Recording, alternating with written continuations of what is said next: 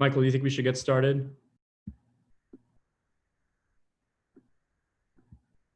All right. Welcome, everyone. My name's Ashkan Jahangiri. I'm a member of Austin DSA on our elected leadership committee. Yeah, thank you all so much for joining us. So as everyone knows, in the last week or so, the country has gone through yet another abrupt political and social change with this protest movement that got kicked off in Minneapolis in response to the racist murder of George Floyd by police officers. And we know that police violence, racist police violence is an enormous problem in the United States. And this is not the first time that there have been protests against it. At the same time, as awful as the background is, the protest movement has been really inspiring and an affirmation that fundamentally people do not like being oppressed, and that we will, rise up and organize ourselves to resist whatever oppression. So yeah, fundamentally people do not like being oppressed, and that we will. Sorry. All right. Well, DSA chapters across the country are gearing up to launch.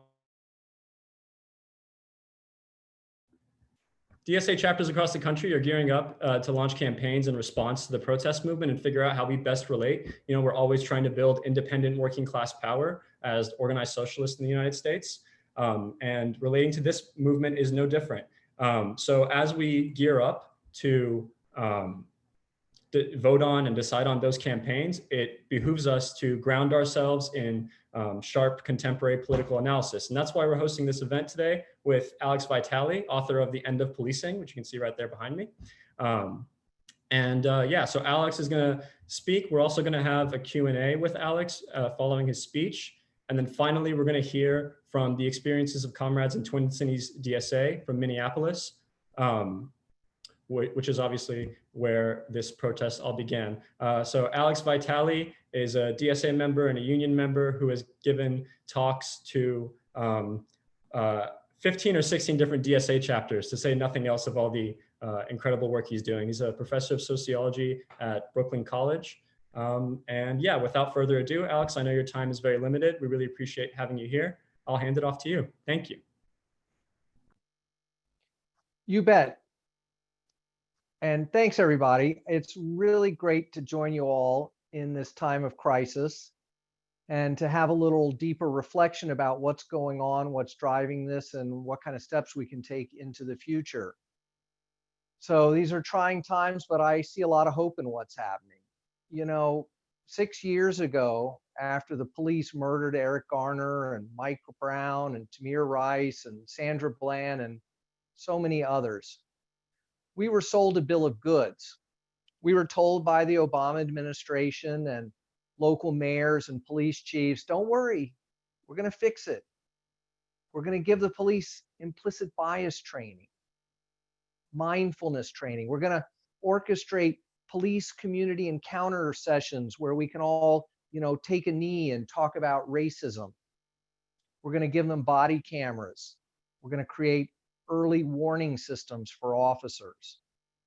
And somehow all of this is going to magically fix the problems of policing. Well, it hasn't worked. Minneapolis was a kind of shining star for these so-called procedural reforms that are designed to make police more professional, less biased, more transparent, more accountable. And they embraced them all. They even issued a report in 2018 where they laid out all the amazing procedural justice reforms that they had implemented. And certainly they didn't implement all of them fully or wholeheartedly. But the problem wasn't a lack of implementation. It was that these reforms are not capable of fixing the problems in policing. Implicit bias training assumes that the problems of racism in American policing are entirely unconscious, unintentional, and located in the discretionary decision-making of individual officers. And this is just ludicrous. First of all, we have a problem of explicit racism in American policing. When we look for it, we find it in the chat rooms, in the email threads, in the official statements of many police union leaders. These officers' behavior is not going to change because we sit them down for a few hours and ask them to remember how bad slavery was. At the same time, we have a structural racism problem. The decision to use police to manage the problems of low-income communities, especially low-income communities of color, is itself a problem of racism and economic inequality and, frankly, discrimination. When rich people have problems, these problems are not typically turned over to the police to manage. If a young person from a wealthy family at a private high school gets caught with drugs, nobody's calling the police because the parents don't want the police called, because they know that nothing good can come from involving their kid in the criminal justice system. But when a poor kid, a black or brown kid with a school with a heavy police force in it, when they get caught with drugs, they get turned over to the criminal justice system.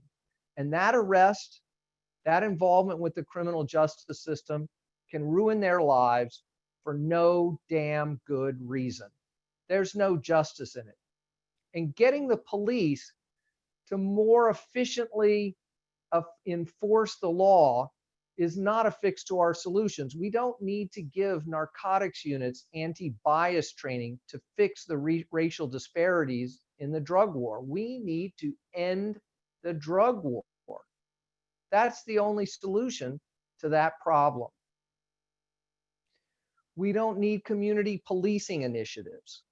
Community policing initiatives rest on the idea that the community needs to bring all its problems to the police to solve.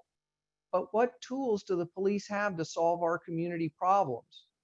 Guns, handcuffs, tear gas.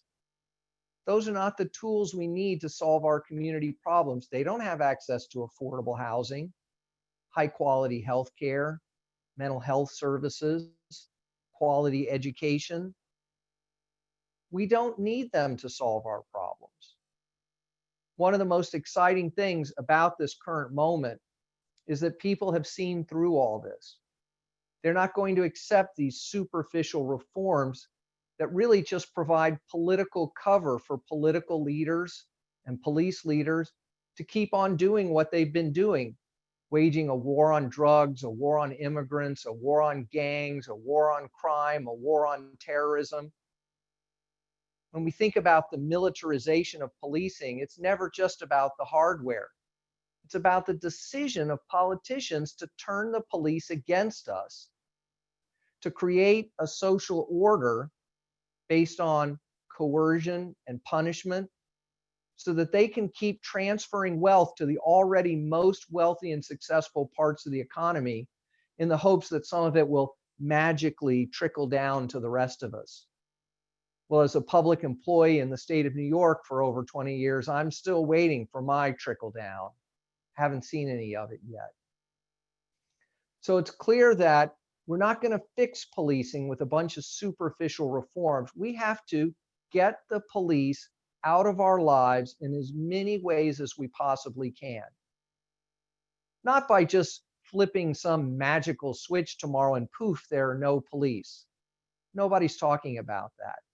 In dozens of cities across the country, even before the events in Minneapolis, people were engaged in struggles to concretely shift police dollars into real community needs, identified by the communities.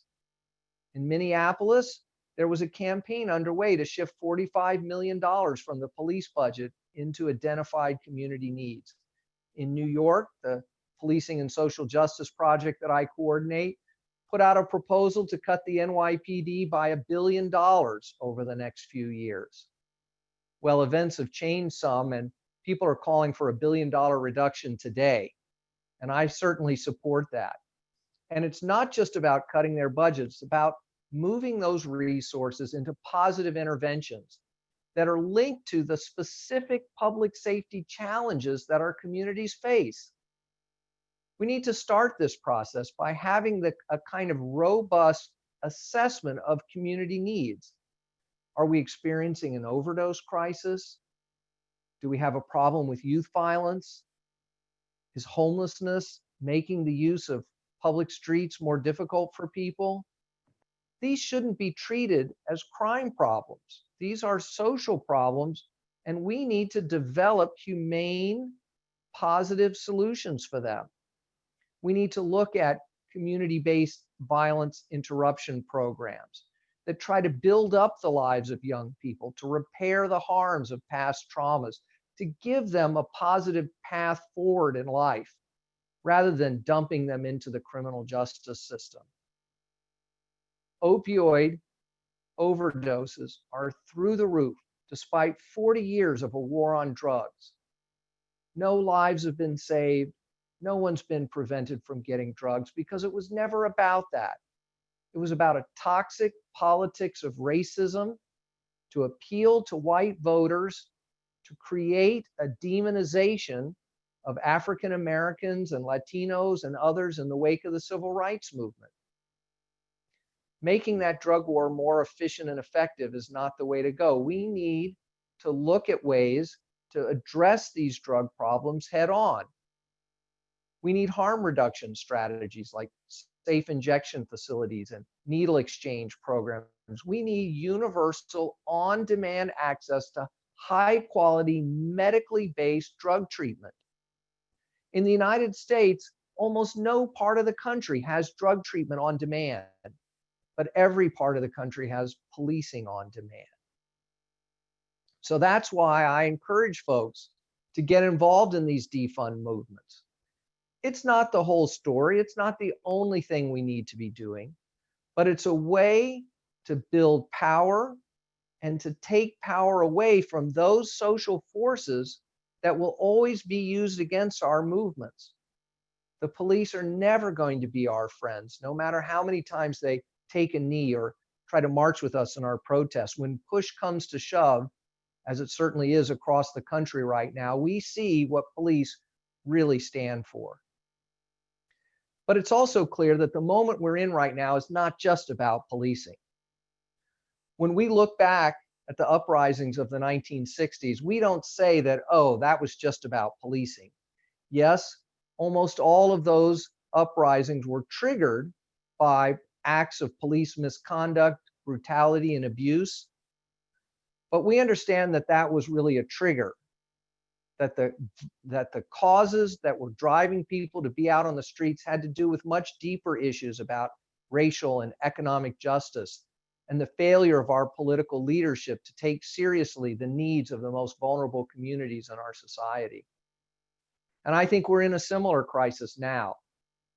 We've got a whole generation of young people who've been abandoned by both political parties, that have no plans to deal with the existential crisis we face in the environment, in the economy, and in terms of racial justice. And the most exciting thing for me this week is to see the extent to which so many of the protests represent a coming together of a multiracial body of young people who know that there's no future unless we dial back the logic of criminalization and policing. That we can't win the things we need when there are people with guns and bayonets on the streets impeding our right to gather. And this is not just the fault of the Trump administration. Both parties are to blame here. Big city Democratic mayors, liberal administrations in Washington, none of them are addressing the problems of mass homelessness, environmental destruction, falling wages, the declining power of unions. These must be at the center of any kind of real politics. And one of the reasons I joined DSA was because I felt it was one of the few places that understood this and was taking it seriously, and that was taking concrete steps in both the electoral arena and in terms of community organizing and struggles around specific issue campaigns. And I think this is the only way to go. We can't put all our eggs in just one basket here. If we turn this into strictly a question of electoral politics, we run the risk of losing that organic connection to communities and the daily struggles that they're engaged in. And mostly in the dozen or so chapters that I've visited over the last 3 years, that's what I've seen on the ground. And I applaud you. And I'm happy to be a part of this movement and to do whatever I can to keep it moving forward. So thank you. And I look forward to having a little bit more of a conversation tonight. Thanks so much, Alex. So we've had some DSA members submit questions, and now we're going to go through some of those questions with not me, but with Dominic Silvera. Dominic Silvera is a former CWA union steward and Austin DSA member and practicing criminal defense attorney who recently ran for Travis County attorney and was endorsed by Austin DSA along with Bernie Sanders and a couple of other candidates. And we were very proud to fight for his campaign alongside Bernie Sanders with a explicit demand of ending cash bail. And yeah, we've been fighting for these anti-racist decarceration demands. And so to have this protest movement crop up really forces us to ask, okay, what can we do to advance demands for justice? So without further ado, I'll hand it off for a conversation between Dominic and Alex, and then we're going to hear from our comrade from Twin Cities DSA, and that'll be our show. Thanks, everyone. Thank you, Ashkan, and I want to say a special thank you to Alex for sharing his time with us tonight, and to everyone who's joining us in this conversation. The first question I wanted to touch on with you, Alex, you mentioned police misconduct and racism. Can you talk a little bit about the origins of modern policing and the history of police to give people some context of why police forces were formed and all the history that comes with that? Sure. You know, there's so much liberal myth making about policing.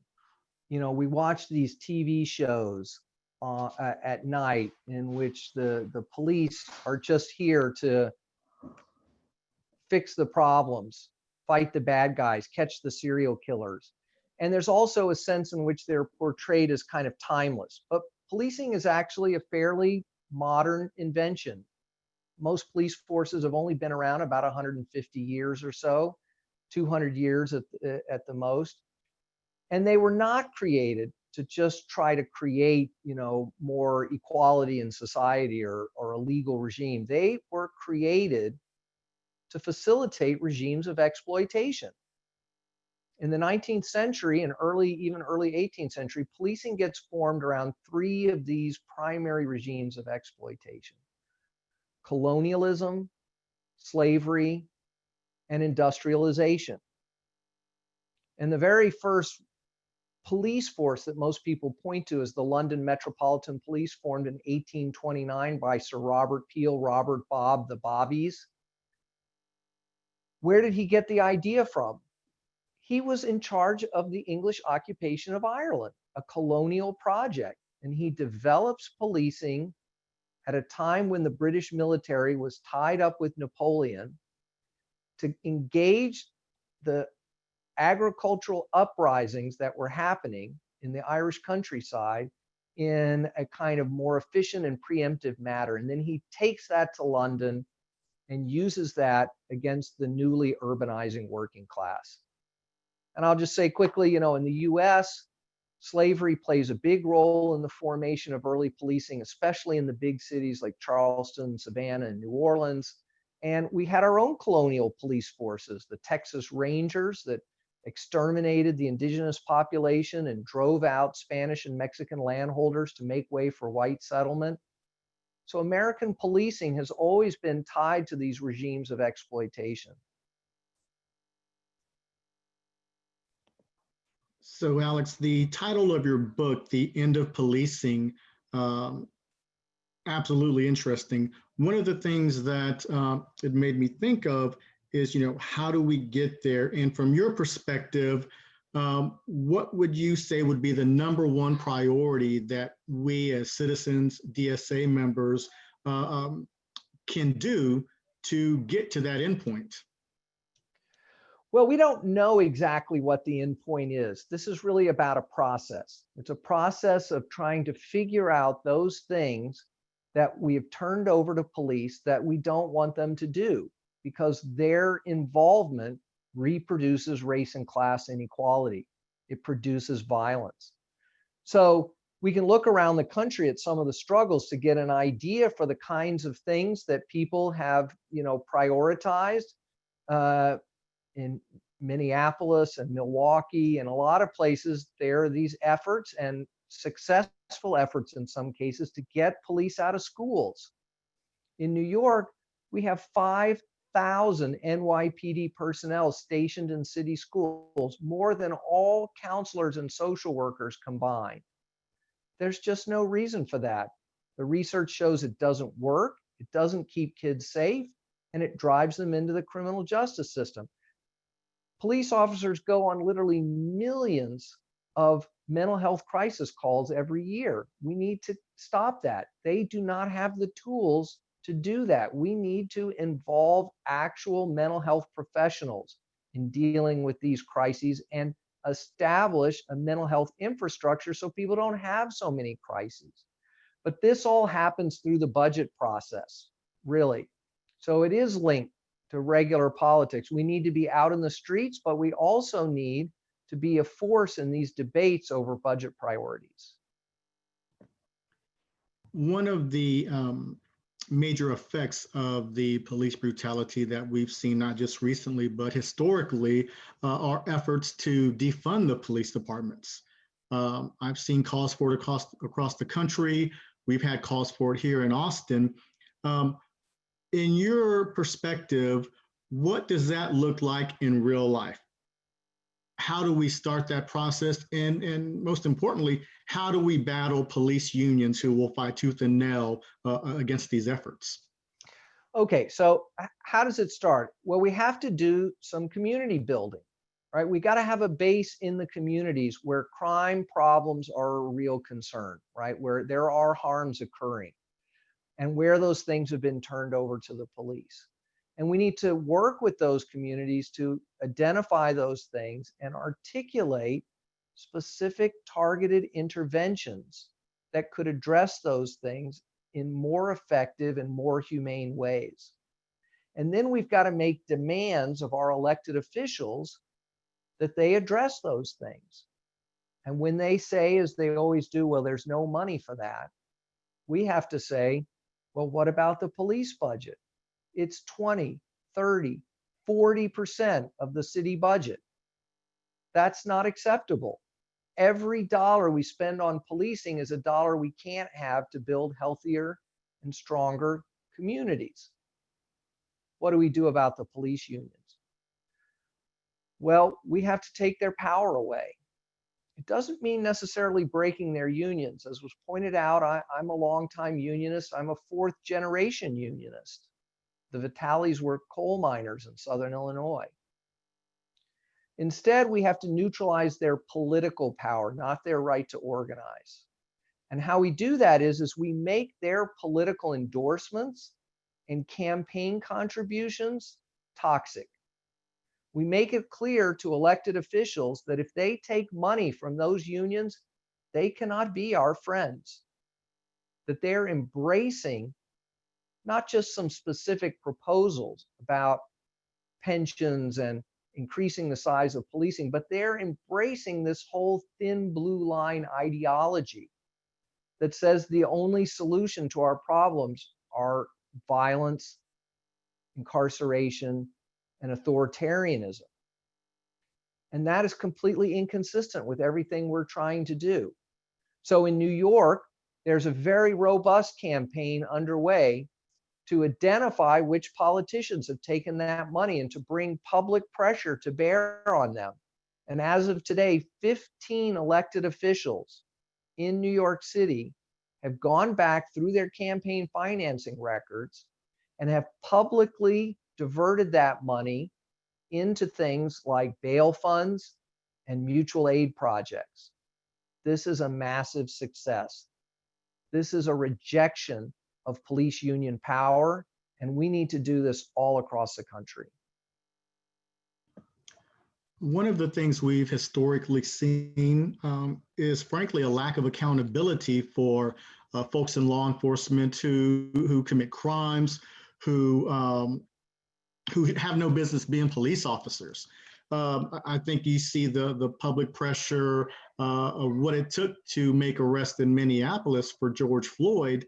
In your view, how do we get to a point to where it doesn't require public pressure, where cops are fired or charged or are held to account when they break the law and abuse their trust? Well, there are a lot of officers that shouldn't be officers. And some of them don't break any laws or harm anyone in this kind of sense of misconduct, right? Because it's not enough to think about the problems of policing in terms of these kind of high profile incidents of extreme violence and death. And while those officers obviously have got to go, there's a lot of harm being committed by officers who follow proper procedure, who don't brutalize people, but who still drive them into the criminal justice system. So we have to be careful about the idea that if we just jail a few killer cops, that's going to fix this. After the jailing of that killer cop in Chicago, nobody on the South Side Chicago is jumping around in the streets today saying how great policing is. It did not fix the problem. So yes, we need more accountability. We need a lot fewer officers. And I think really the only way we're going to get mayors and police leaders to do something about this is when we threaten to take their toys away, when we threaten to starve the beast. That's what's going to get them to the table. That's what's going to get them to really do what we want, which is not just firing those officers, but dialing back our over-reliance on policing on a broad front. One of the things that at least for me personally, I would like to see are, frankly, in addition to no police, or if we do have police officers, take away their guns. I think one of the things I've seen in the United Kingdom, they've got community support officers who don't have the ability to arrest, don't carry guns. They're just there for a presence. Would you like to see something similar to that here in America? Not exactly. Obviously, I want to see fewer armed police officers out on the streets. But trying to turn police into social workers is not really the way to go. And the community support officers in the UK, it's an interesting undertaking. And I spend a lot of time there. I have an appointment at a university in London. And the problem is that this is still part of the police infrastructure. Rather than trying to turn police into social workers, why don't we just hire more social workers? Why don't we develop non-police infrastructures to address community concerns, like quality of life problems, like bad behavior by businesses? By the same token, why don't we create more infrastructures to deal with things like wage theft and environmental pollution?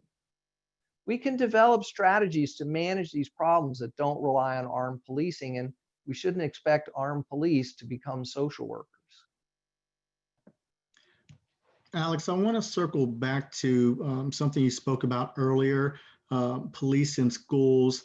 I wanted to ask you on what role do you think restorative justice should play in our society? We know that it's been implemented a lot in school systems, but do you think that we should expand it into adult misdemeanor and felony courts? And in your opinion, how do we get there? Great. Well, there's a really interesting conversation going on about restorative justice and also transformative justice. And in theory, they're really very similar, but restorative justice programs have gotten a little bit of a bad rap because too often the only places they're being practiced are within the criminal justice system or in schools, but in a kind of half-hearted, half-assed way. So to have real transformative justice programs, we have to completely rethink what we mean by justice. We have to quit imagining that justice equals punishment, that accountability is about revenge. Instead, we have to try to get to the root of the problem, to figure out what's driving problematic behavior. So the best restorative justice programs in schools try to do that. They try to involve students in the co-production of a safe environment. They treat young people as equal partners in running the school out of a position of mutual respect, something that is almost never the case with law enforcement. And this gives young people an investment in creating a stable and successful learning environment. It's not a panacea. And one of the weaknesses of it is that a lot of kids, the problems they bring into school don't originate in school. They come from home, they come from the community where there may be abuse, violence, or neglect that gets played out in school. So a real transformative justice program should have the ability and resources to reach back into the community, into the home, to try to address what the origin of these problems are. Is it a problem of lack of nutrition? Well, why don't we have universal food programs in schools? Do we need to involve some kind of family supports? Not just criminalizing families for abuse, but trying to figure out how to keep families together without the abuse. So I think we could expand this model into communities. We see some of this in mediation boards and other efforts to bring disputes off the streets and into a stable setting where beefs between neighbors can be resolved not by calling 911, but by trying to bring in a neutral arbiter from the community who understands the dynamics of the community. So yes, I think we need to look more into these kinds of transformative justice approaches. For some of the members of the audience who may not be familiar with the terms prison abolition and police abolition, can you talk a little bit about each one and any type of relationship they may have with each other? Sure. Well, the defund movement is rooted in police and prison abolition. And while they're very similar, they're not exactly the same, right? Prison abolition is focused on getting rid of bricks and mortar prisons, but it does also share a broader vision about trying to create a society where prisons aren't necessary. Police abolition is just taking that same logic and applying it to policing. And really, we need these projects to work together because policing and prisons are part of a system of criminalization and incarceration. So the idea behind this is not that, tomorrow we flip some magical switch and there are no police and no prisons. That's not possible. And it doesn't make sense to start the conversation there. Instead, it's about an analysis and a process that's driven by a set of principles. It's an analysis that says that policing and prisons have never been tools for lifting people up, for creating equality, for creating the possibilities for liberation. They're systems of social control that benefit those who are already powerful and well off. And so we should not look to reform them. We should look to get them out of our lives in as many ways as possible. And we do that by chipping away at them, about stopping the production of a new youth facility, blocking the building of a new jail, getting people out of prison by decriminalizing sex work and ending the war on drugs, and investing in communities so people don't have to engage in black market activities. So I consider myself a part of the prison and police abolition movement, but it has to be rooted in this kind of concrete politics of community building, and building power. So one of the things that we've had going on in Austin is, the police really having no accountability and really not feeling like there's any recourse. Are there any cities, towns, municipalities in America that you think we could mirror our actions or that are effective, that can get us to a place where we're not relying on police so much? Well, there's no model city out there, neither on the accountability or on the divestment or shrinking of the police department. But we do have some models to look at. I mean, internationally, we can look at places like Portugal that's decriminalized all drugs, largely removed policing from anything to do with it, and turned it over to the public health authorities. We can look at New Zealand, parts of Australia, and parts of Nevada that have legalized sex work, so that sex workers are not forced to operate in a black market economy controlled often by pimps and traffickers and abusers, where they can organize their own security, have basic workplace protections, form unions. We could look at the fact that there are almost no school police in all of Europe. They think we're crazy. In the UK, when someone has a mental health crisis, they call a phone number linked to the National Health Service, in which they get a response from a trained mental health professional.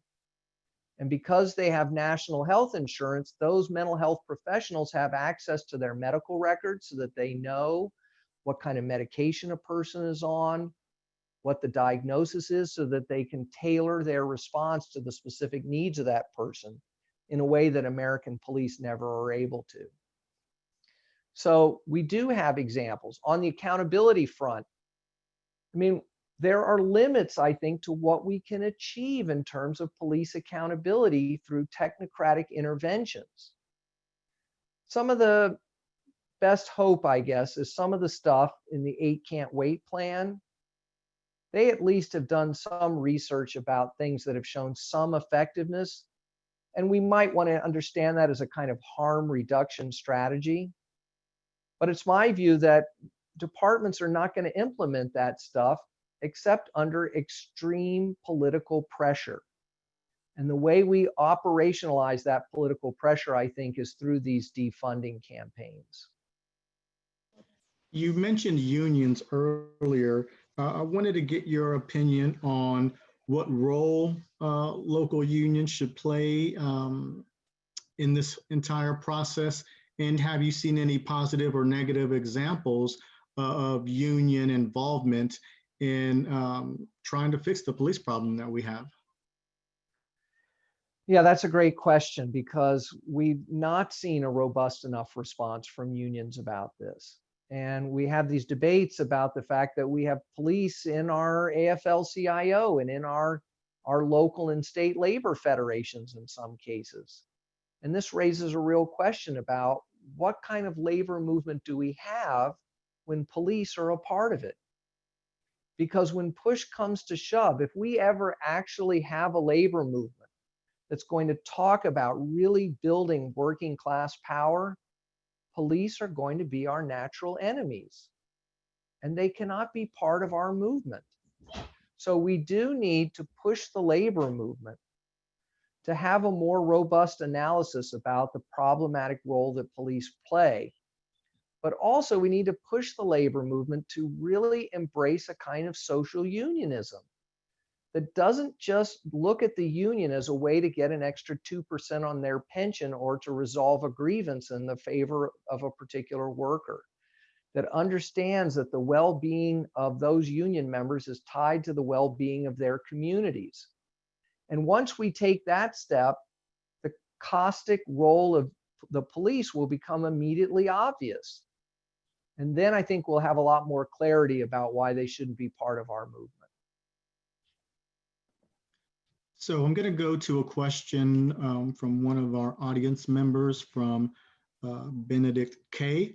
His question is, When transitioning to community-driven transformative justice initiatives, how can we be sure from a foundational level, how can we prevent misguided vigilantism that creates the institutionalized violence within police culture? So,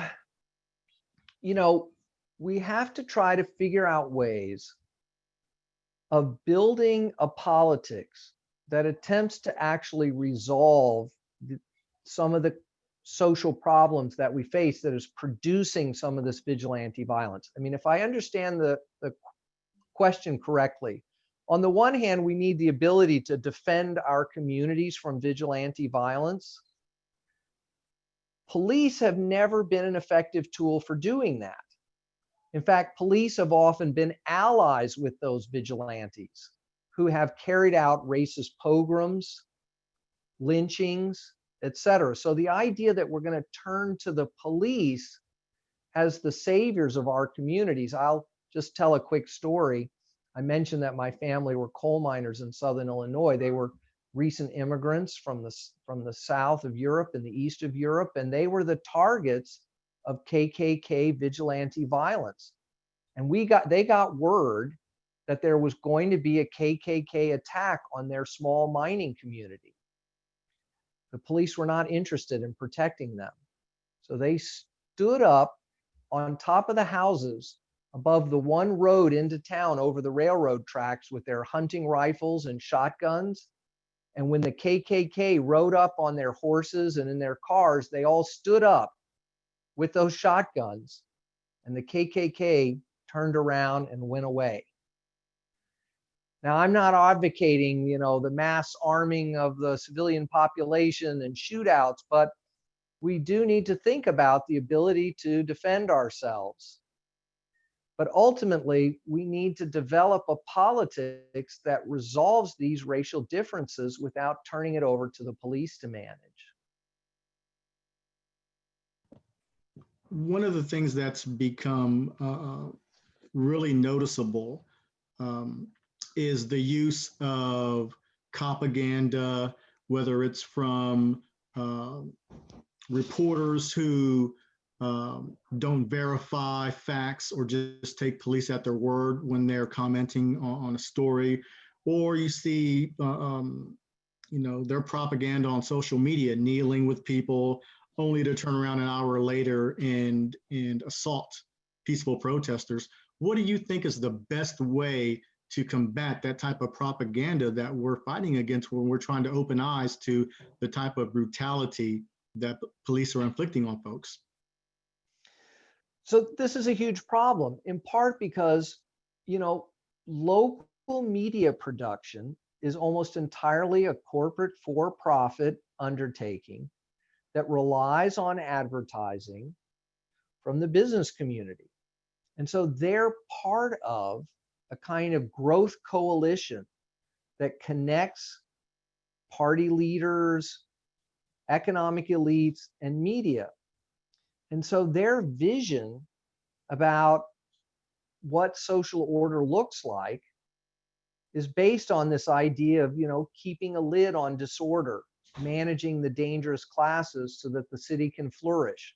They're invested in the politics of austerity and shifting wealth to the 1%. So I don't really see too many scenarios where they're going to develop a deep criticism of policing. Even when the police shoot pepper balls at their reporters, they quickly make apologies for the police. I think with a lot of other things, we need to develop our own media. We can't rely on the mainstream corporate media to solve this problem for us. We need to look at indie medias and web-based medias, and that means raising money and subscribing, and that work is happening, and we need to keep it going, and we need to win more people over to the idea that this kind of independent media is going to give them the information they really need. You spoke earlier about ending the war on drugs. In areas of the United States where marijuana has either been decriminalized or legalized, Have you seen any change in the approach from law enforcement when it comes to other drugs that may not be as harsh? So we have uneven results here, in part because the marijuana legalization regimes look different in different places. So unfortunately, in Colorado, while you can now legally buy marijuana in licensed dispensaries, the informal sale of marijuana is still criminalized. And that means that there's still the targeting of young people of color. And so there are still marijuana arrests in Colorado. So I think we need some kind of a system that decriminalizes drugs across the board, but also creates legal dispensaries of different kinds. Perhaps opioids should be dispensed through a doctor's prescription and a pharmacy. That way, people who want to obtain drugs illegally in the black market can do so without fear of criminalization. But I think most people would rather get guaranteed quality opioids so that they don't risk having an overdose because it's cut with fentanyl, that they won't get an infection because they're sharing needles. We could have marijuana dispensaries that legally operate without necessarily criminalizing the community distribution of marijuana. When we talk about the lack of needle exchange programs and other social benefits that we could pay for if we were to defund the police. In your opinion, what would be the top priority to put those dollars to use if we were successful in slashing a police budget by 10, 20, 30%? Where would you invest those funds first and why? Well, I don't think it's up to me, right? I mean, the whole point here is that the community's got to decide, because not every community has the same problems and not every city's problems are exactly the same. It's about a process, of empowerment. We need to look at things like participatory budgeting and various kinds of people's processes that are being experimented with around the country. Because part of what we want to do is we don't want to just create technocratic solutions to our problems. We don't want to turn this over to just the people who know how to read a city budget. We want to empower communities to take responsibility and control for their own affairs.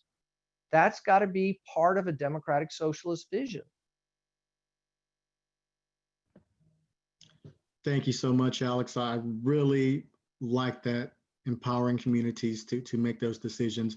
I think we are running out of time, and I believe Ashkan's going to come back on and take over. Thank you, Alex. You bet. My pleasure.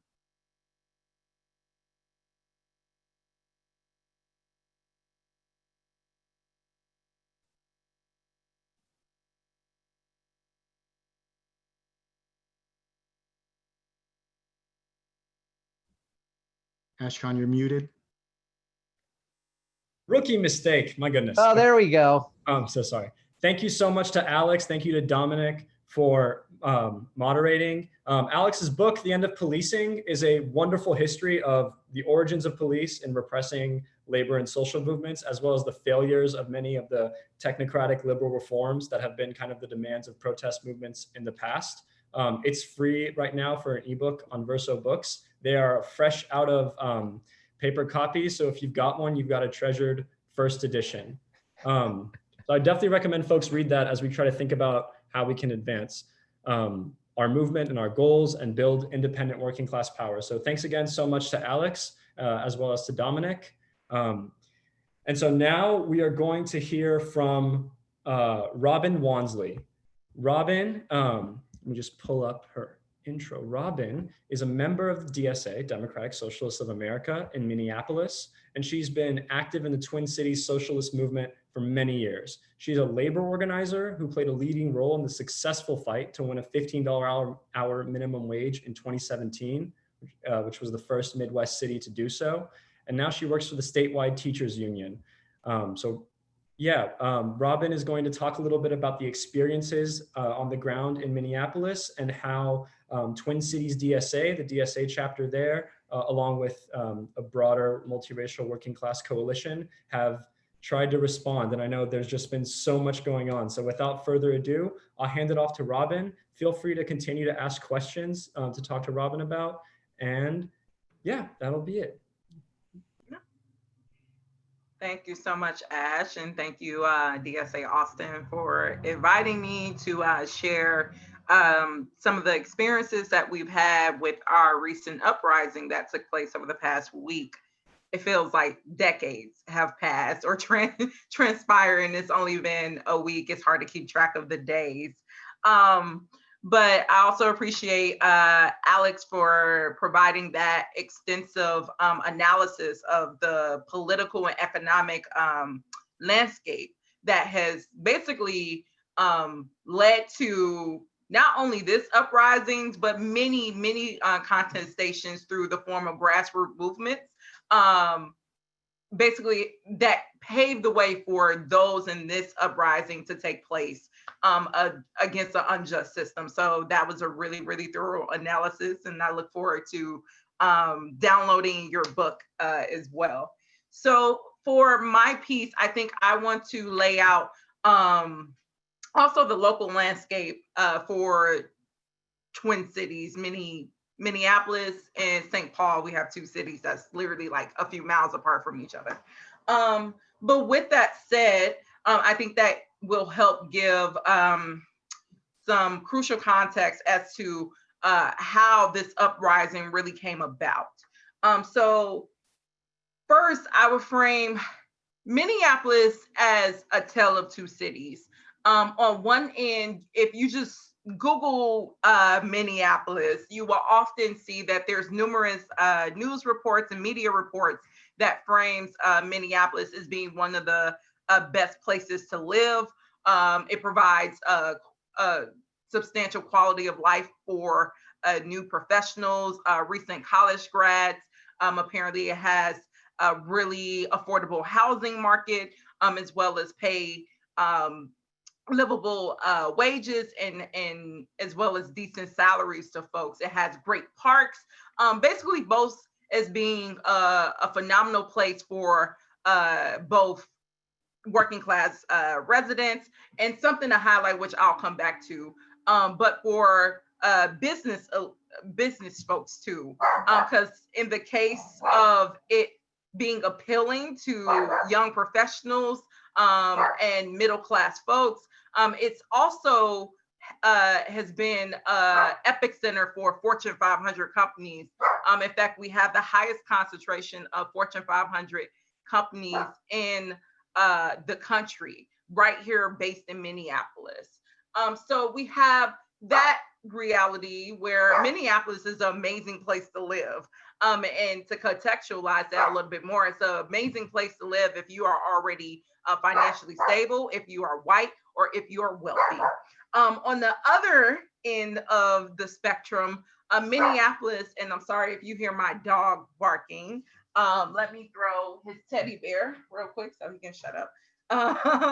On the other end of the spectrum, you also have Minneapolis is ranking one of the worst places to live for Black and brown folks. In fact, it ranks as having the worst racial and economic disparities for Black and brown communities, as well as immigrant communities in the entire country. We beat out Mississippi and other southern cities that has an extensive history of racial apartheid. And it's very common to see in Black and brown communities daily harassment from police officers, huge presence from law enforcers. You see the degradation of its public infrastructure, meaning public schools are constantly being closed or unfunded.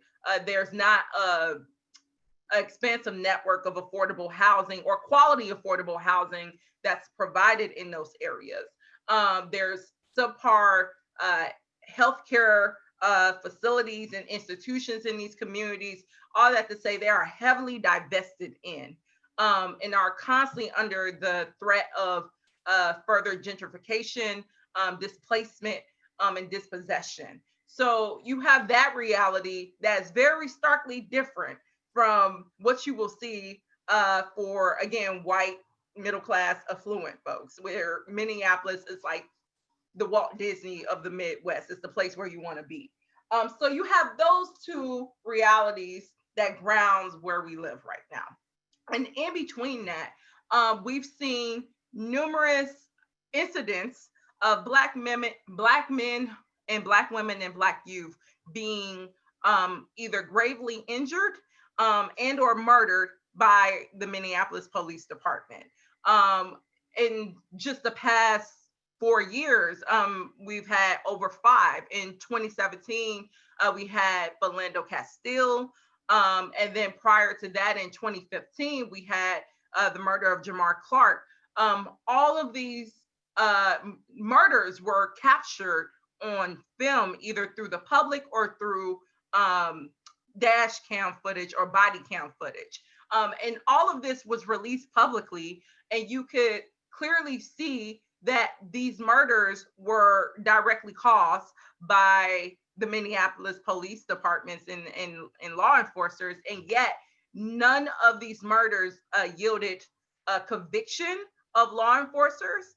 All of them yielded acquittal, and there was very little reforms that were enacted after these murders. As Alex mentioned, we often saw more we saw increases in funding for police forces in our state and in our city, where money, millions and millions of dollars were being relegated to trainings and basically just trainings of how to be less racist, how to be attentive to racial biases, how to do de-escalation.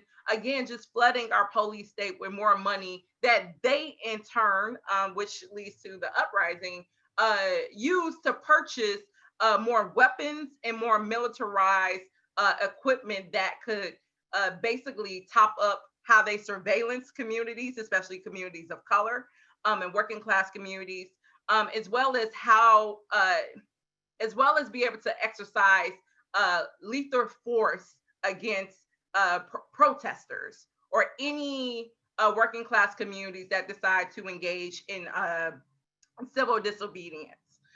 So we've had this dynamic happening where communities have watched in their own backyards Black men, Black women, Black youth be murdered and tortured, and yet none of our political class, our business class, have done anything to address that.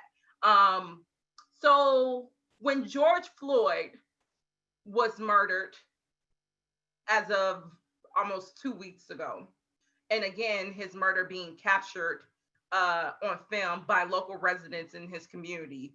And it's a murder that took place on a regular day. George Floyd went into his neighborhood grocery store to purchase some food items, and a $20 counterfeit bill was suspected to be exchanged, and that yielded the cops being called on him. And within the span of 5 minutes of him peacefully leaving the store, he has several cops pull up on him, forcefully throws him onto the ground. And then one officer, the murderer, Officer Chauvin, then proceeds to put his knee on George Floyd's neck. And for 10 minutes, we watch George Floyd pleads for his life.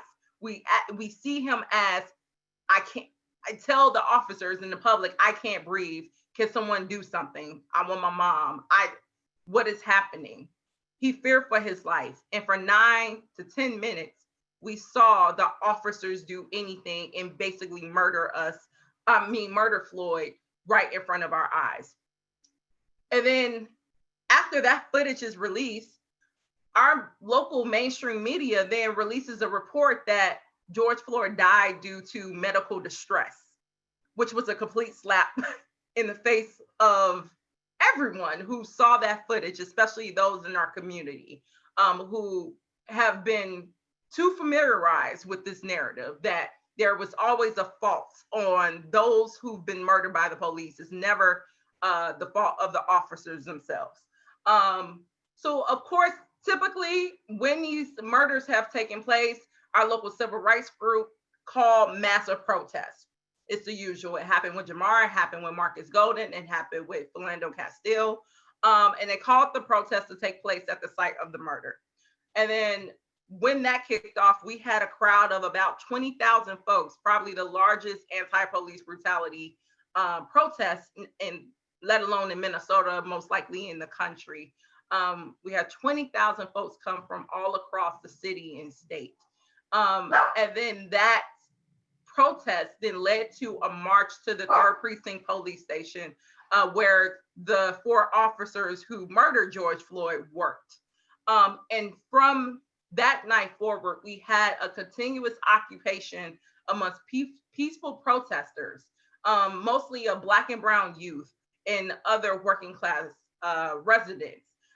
They occupied that space for several nights and had to go toe to toe with a forceful police state, which as soon as the crowd started to gather around the station, they immediately rallied up in riot gear. They set up barriers, and in the night hours proceeded to go in an all-out attack on these protesters through shooting them with rubber bullets, throwing tear gas, also throwing flash grenades. Again, all this is peaceful. And then escalations happen. I'm not going to go into the narrative that it was due to outside provocateurs or white supremacists, because I think we need to own the narrative of uprising. And part of that is owning the escalation tactics in which working class people decide to do so. So escalation happened where protesters started to actually cause damage to the physical precinct itself. They threw rocks. They turned over police cars. They broke windows. All of these things, again, with rocks. No one had a gun. No one had a knife. They literally had their bodies in rocks and tried to launch an attack on a police station. And of course, each time that took place, the police upped their force against these protesters.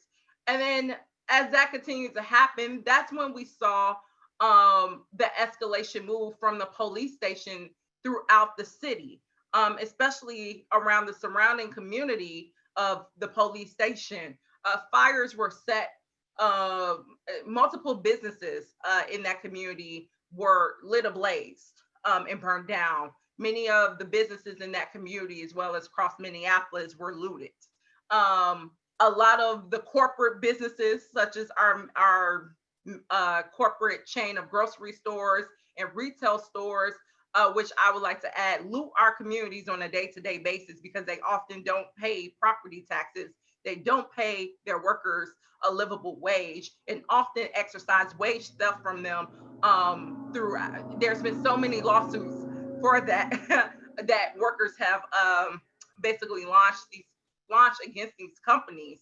All that to say, we are constantly being robbed of resources that could be going into our public infrastructures by these corporate businesses. So we had banks, we had corporate businesses that were also looted and set afire. So this went on for about 3 nights, and in actually like 4 or 5 nights. And in the process, you see large groups of working class communities, Black and brown communities, also taking mass action across the city. On a day-to-day basis, there will be 5 or 7 separate mass actions that would take place, all of them largely peaceful, and all of them often surrounded by a forceful police attack as well. And all that momentum eventually led to protesters taking over the 3rd Precinct police station and burning it down, which is, I think, was a symbolic moment and a symbolic victory of Black and brown youth, really causing a forceful contestation of our racialized capitalistic society. They were able to weaken such a core piece of racial capitalism, as Alex highlighted, that relies heavily on mass policing of working class communities and Black and brown folks. They were able to launch a successful attack on it. And this is something that our political class, our business class have never done. They've constantly settled at the pressures of grassroots groups, community groups, to do something about our violent and terrorizing police force. They have never yielded any reform that actually reined in the power of the police force. And our Black and brown youth was able to do that over the span of the past week in such a way that we have never seen in this country, in this city. And it's inspiring other working class folks and communities of all backgrounds to come together and really figure out how to do the same in their own cities and in their own states. And it's been beautiful to bear witness to. And I should highlight within all of this, these developments that's taking place on the ground, where we have mass actions taking place on a day-to-day basis, which then prompts so much fear in our citywide and statewide political class. They didn't know what to do. They didn't know how to manage the situation.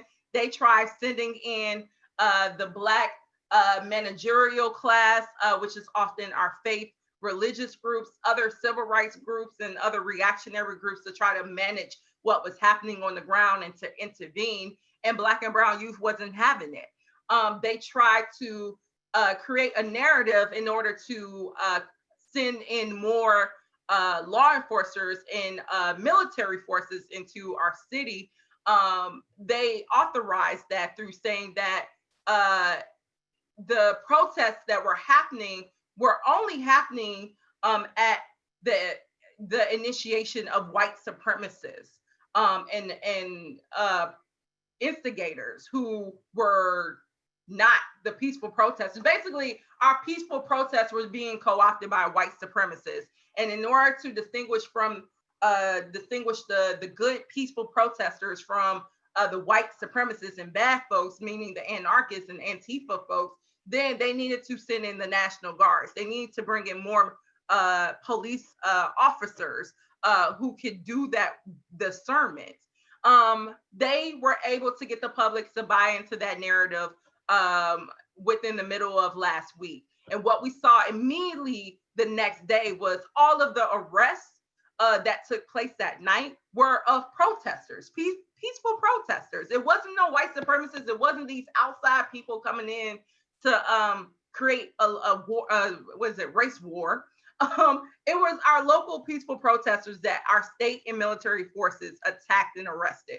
Additionally, there was a video that circulated where a military convoy came down a residential block and threw a flash grenade at a household of people, about 3 folks who were sitting on their porch, just sitting on their porch. And folks was like, those weren't white supremacists. These were local residents who were sitting on their porch, and they were attacked for absolutely no reason. So they tried to shift the narrative. They tried to bring in more military forces, and they were still unable to subdue the decentralized uprising that was taking place on the ground. Because I want to highlight, again, there is no organization that has been able to take credit for inciting this revolution in Minneapolis. This has been an organic, community-driven response. And I think we need to own that and need to be very weary about organizations that are trying to come in and possibly subdue it or slow it down because they want to maintain relationships with state officials and our political class leaders. So with all this taking place, there were impacts that were rendered upon working class communities. For instance, across the street from the 3rd Precinct Police Station, there is a massive shopping center or shopping plaza that has a couple of food chains and retail chains. All those stores were either burned, damaged, or looted and subsequently closed. So you have folks in the surrounding community who relied on those stores for food, also for employment, they were just out of that option in the span of 24 hours. So DSA reconciled that as a socialist organization, it is our duty to meet working class folks where they are. We need to stand in solidarity with them despite however they decide to take action against the state, against the system of racialized capital. And we decided, well, we know food access is a need in this community at this current moment. Can we do something about that? And a group of comrades and I started to discuss what could that look like. And essentially, we decided we'll do just a food donation site in the community. And in the span of literally like 10 hours, we had folks, comrades on the ground riding around the precinct area. And mind you, it's still essentially a civil war happening in that area where it's gunshot. I mean, there's gunshots, there's tear gas constantly being thrown, flash grenades, all of that still taking place. And our comrades are on the ground trying to scout out locations for our food relief site. And after we're able to find one, we had a host of comrades who's like, let's go on grocery runs to supply the site with food supplies, volunteer to make hot meals, because we know residents probably are so stressed that they can't even make meals right now. And that's something we could take off their plate. So within the span of 10 hours, we were able to put together this food relief site and get enough groceries and enough prepared meals and enough volunteers to serve a couple of hundred residents in that community over the span of a couple of days. And that continued to grow out across the city, where we saw more food distribution sites opening because corporate chains had closed and weren't trying to meet that need for residents out of a desire to protect their private property. So we had that effort as well as some other mutual aid efforts. Because one of the dynamics that I will honor about this is there was a white supremacist presence that was on the ground, not to the extent that our state leaders tried to frame it as, but it mostly targeted our historically Black and brown working class communities, more specifically North Minneapolis, and they're still dealing with that. And folks saw that as these white supremacist vigilantes started coming into their communities and shooting and setting fires and all these things, they would call the police and no one would show up. They would call the fire department and no one would show up.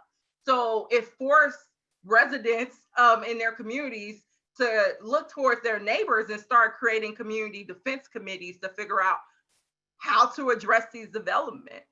And DSA also started mobilizing our members to take part of these. And it was beautiful to witness. It was almost like an Occupy Wall Street space where community residents were saying, hey, meet up at a park and you will have a couple of hundred people there.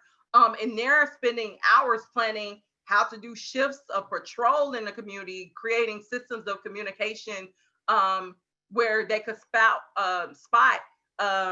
unrecognizable faces or cars and things of that nature. So we had members mobilizing within the community defense committees. We also had members mobilized around medic care. Again, our police force and military force launched an all-out attack on peaceful protesters. It still has been. And in the process of doing that, dozens and dozens of protesters were gravely injured. And the police would not permit healthcare workers or ambulances to come through and treat injured protesters. So that forged a network of working class folks as well as DSA comrades who are healthcare workers to start creating a system on the ground, especially near popular occupation sites and protest sites, for when things popped off, there was a system for how to provide immediate care to protesters. And we still have that going on. So this created a whole community-driven infrastructure to basically meet the void that has always been there. We know that the police has never been in our communities to protect us. They were there to create, as Alex mentioned, to protect private property and to serve the elite and those who own property, who own capital. They were never there for us. And this bears such great clarity in this moment. And our communities have literally or are currently in this process of, it's a limbo of what is a transitional process towards getting towards abolition.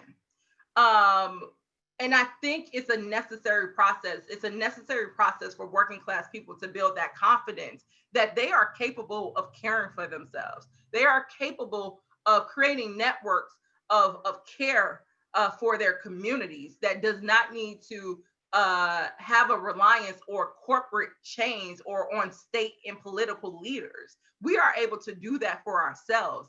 And I think this uprising has definitely demonstrated that.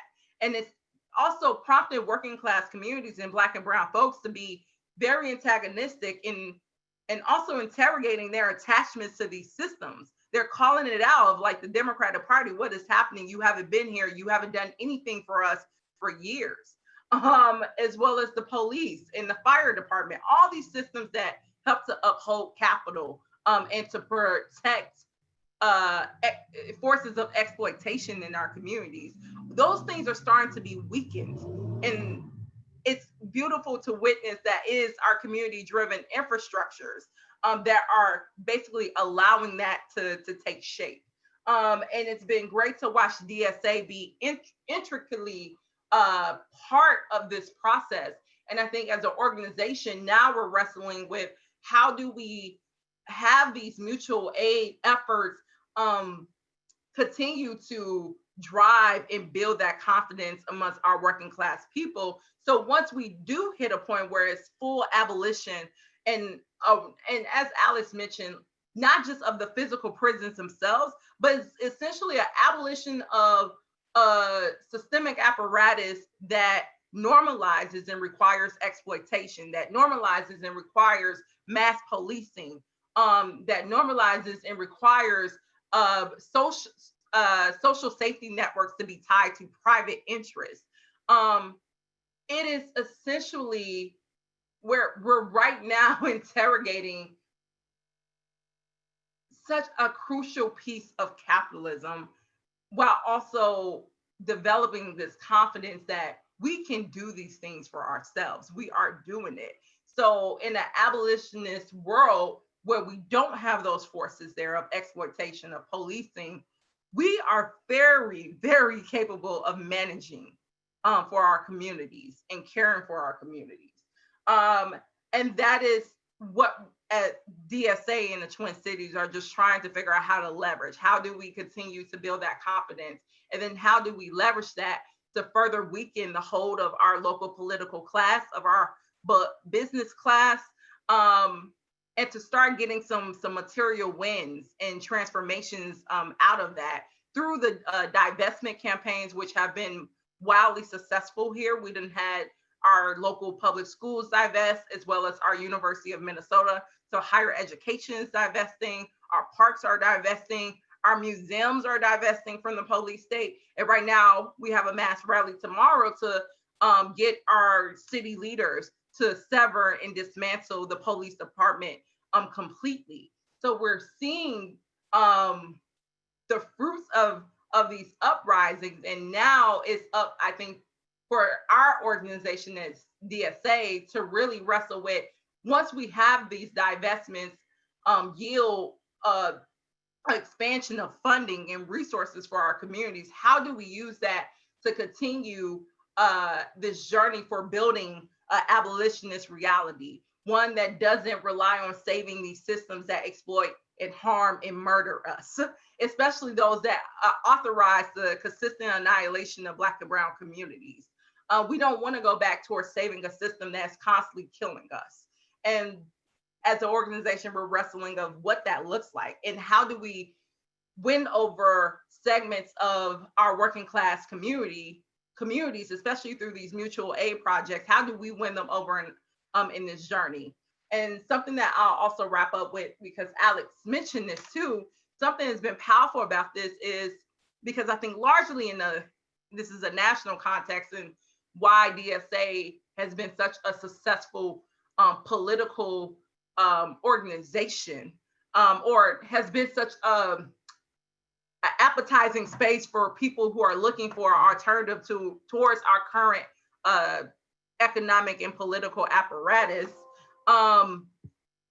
We've been able to bring in so many sectors of working class communities, and we're forging a redefinition of what the left is, because we have not had a strong leftist movement in this country for quite some time. And when I say leftist, I'm meaning anti-racist organizations, anti-colonialist organizations, labor, anarchists, Antifa, all the organizations that are basically vibe with not having explorative state systemic apparatus of racialized capitalism or globalized capitalism.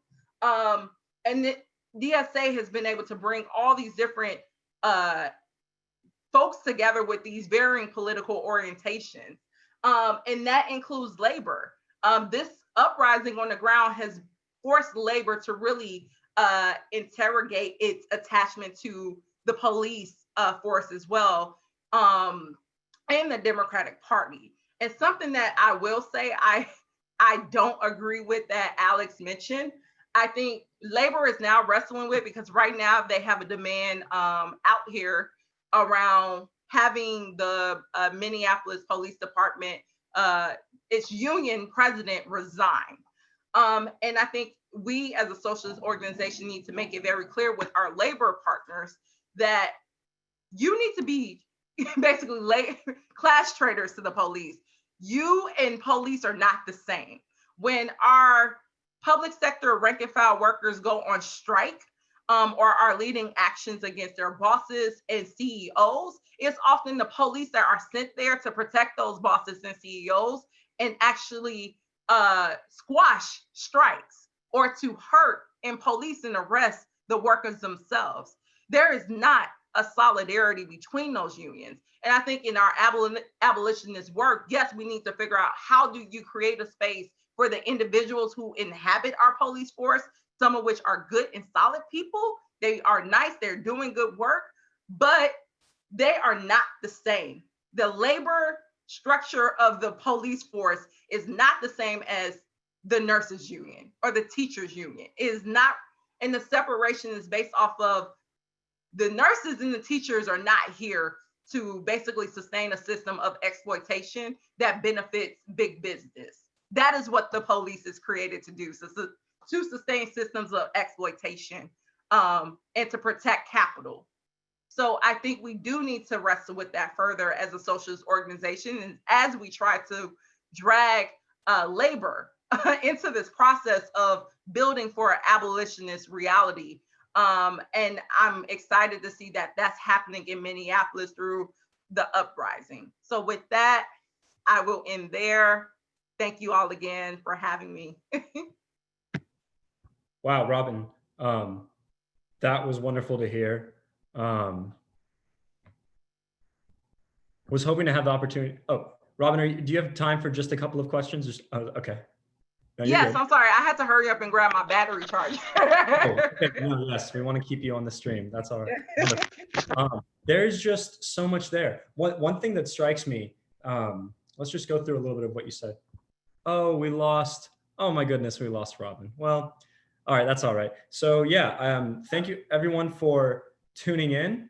I think that what we heard from Robin and from Alex helped ground our the political discussions that I know DSA members are having in their chapters and at the national level. I think it's incredibly important that as we democratically deliberate as to how we can respond in our own cities, that we understand kind of what's happening as much as possible. It certainly seemed to me like there's so much to learn from what is happening in Minneapolis, and but that also at the same time that we can't just in Austin, for example, replicate that work. So I think that's a very important thing to consider. As we head out, I just wanted to highlight something that Robin said, which is that no single organization has been able to take credit And I think that that's a testament to, or a reflection of one of the things that Karl Marx said, which is that the organization of the working class, or the liberation of the working class rather, must be the work of the working class itself. And Robin talked about how it's important for socialist organizations to meet the masses where they're at in our goal of building independent working class power, with a special emphasis on that independence, which she highlighted can be an issue for other kinds of institutions that are also interested in pursuing social justice reform, but not socialism. So yes, thank you everyone so much. That's our show. Y'all have a good night. Solidarity forever. And make sure to get Alex's book and phone bank. Oh, and for the Austin DSA members, I'm pleased to remind you that tomorrow we will have a phone bank for our endorsed candidate and DSA member, Jose Garza, who is running for district attorney to end cash bail. Robin, you're here. Okay. Yeah, I'm sorry about that, Di. No, oh my goodness. Okay, so Robin, I actually just closed, but I will ask you just one question if that's okay. We're so glad to have you back. And I guess that would be, so you spoke about how there's no one entity responsible for these, but that it's an overall working class multiracial upsurge. For all the DSA members, what do you think is the role of DSA in this protest movement? How can we deepen the gains and so on? Yeah, if you could just speak to that and then we'll close. Thank you so much. Yeah. Again, I think our role is, as a socialist organization, we need to be very unapologetic and very clear that we cannot have the needs of our communities met. And that is either having healthy public infrastructures, such as schools, such as hospitals, such as housing, such as just physical wellness. We cannot have that under a system of racialized capitalism. And the only way in which we can have that is through a socialist apparatus, a socialist system, a socialist existence. So we need to be very clear about that. In process of that, we cannot aim to save these systems of racialized capitalism. But in order to do that, I think we have to invest in efforts on the ground, like the mutual aid work that's happening in our communities. And I think if we look very closely in our backyards, that there is a variety of independent and grassroots efforts that are being led in our communities. And we need to be showing solidarity with those working class folks. We need to be intentional of organizing members within labor, because that is why we're seeing, at least in Minneapolis, why labor is taking the political risks that they are, because we have comrades that are leading that work within those unions. So we need to be intentional in building for a socialist alternative, or I'll just mention essay, a socialist reality in our society. We need to be very clear that part of that is winning over segments of working class folks, especially Black and brown folks, and doing that through standing with them on the ground in the efforts that they are leading, and building campaigns that allow them to build that confidence that they can take on the state in the business class. And examples of that is like the 15 minimum wage campaign. Folks are leading, Medicare for all in their communities.